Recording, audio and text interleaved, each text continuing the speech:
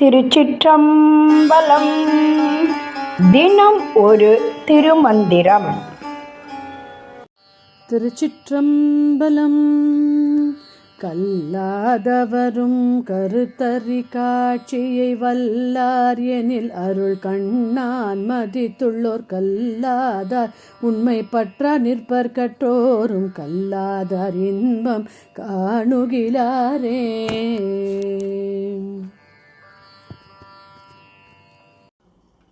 திருச்சிற்றம்பலம். கல்லாதவரும் கருத்தறி காட்சியை என்று தொடங்கும் பாடலை இப்பொழுது நாம் காண இருக்கிறோம். கல்லாதவரும் கருத்தறி காட்சி என்று கூறுகிறார். கல்வி அறிவு இல்லாதவர்கள் கூட இறைவனின் அருளை பெற்றுவிட்டால், அதாவது அவனுடைய அருட்கண் பார்வை பட்டுவிட்டால், அவர்கள் உண்மையான அறிவை நேரடியாக காணும் வல்லமை பெற்று விடுவார்கள். அருட்கண்ணான் மதித்துளோர், எவர் ஒருவர் இறைவனின் திருவருள் மூலமாக உலகை பார்க்கிறார்களோ அவர்களே உண்மையான அறிவுடையோர். கல்லாதார் உண்மை பற்றா நிற்பர். அப்படி அருளை பெற்ற கல்லாதவர்கள் இறைவனின் உண்மையை, அதாவது சத்தியத்தை எப்போதும் பற்றி கொண்டிருப்பார்கள். கற்றோரும் கல்லாதவர் இன்பம் காணகிலாரே.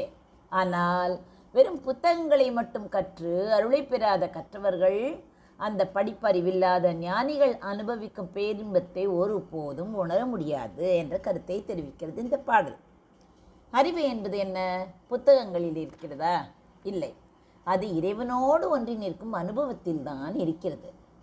முன்னொரு காலத்தில் ஒரு பெரிய தத்துவ ஞானி இருந்தார். அவர் உலகில் உள்ள அனைத்து வேதங்களையும் சாஸ்திரங்களையும் கரைத்து குடித்தவர். ஒரு முறை அவர் ஆற்றை கடக்க ஒரு படகில் ஏறினார்.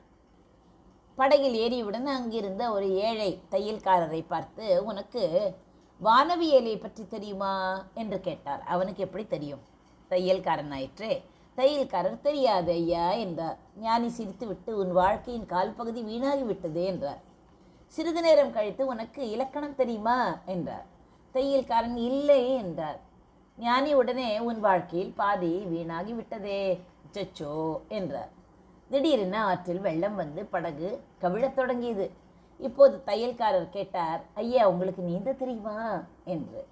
ஞானி நடுங்கி கொண்டே தெரியாது என்றார். தையல்காரர் சொன்னார், ஐயா இப்போது உங்கள் வாழ்க்கையே வீணாகப் போகிறது. எனக்கு சாஸ்திரம் தெரியாது, ஆனால் வெள்ளத்தில் எப்படி தப்பிப்பது என்ற அனுபவம் தெரியும் என்று கூறினான். சரி, இந்த கதையின் இதுதான் என்ன?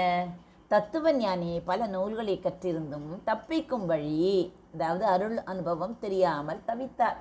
ஆனால் கல்வி கற்காத தையல்காரர் தப்பிக்கும் கலையை, உண்மையான கலையை அறிந்திருந்தார்.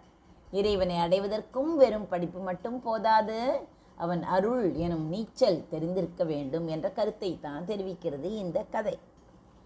கல்லாதவரும் கருத்தறி காட்சியை வல்லார் எனில் அருட்கண்ணார் மதித்துளோர் கல்லாதார் உண்மை பற்றா நிற்பர் கற்றோரும் கல்லாதவர் இன்பம் காணகிலாரே. நன்றி, வணக்கம். உமா பாலசுப்ரமணியன்.